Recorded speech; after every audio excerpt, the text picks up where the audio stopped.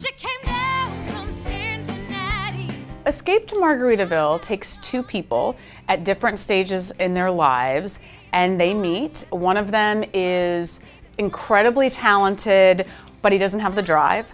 And one of them is incredibly talented and has all the drive and no ability to relax. And they meet up. And so you can only imagine what happens. They meet up, and a lot of this is set in Cincinnati. Yeah, so she lives in Cincinnati. Her best friend is getting married, and they're going on their bachelorette weekend to the island. How will this be different for a regular Jimmy Buffett fan who may have seen him dozens of times in concert? Yeah, this is different because it is a big Broadway musical with all the things that you expect from a big Broadway musical, a big theatrical event, and there's so many Easter eggs for Jimmy's fans.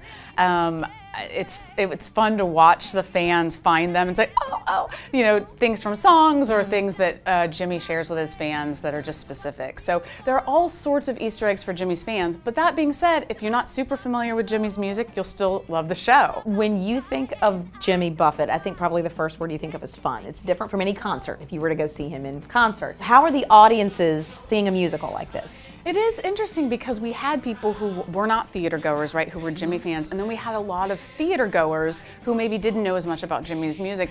So there's a lot more energy, I think, in the room when you see this musical than a traditional Broadway musical, because Jimmy's music, first of all, and also just the energy of the fans, of his fans, there's this sort of euphoria that when they walk in, they're like, this is gonna be a great time, and everybody else, even theater people, are like, okay.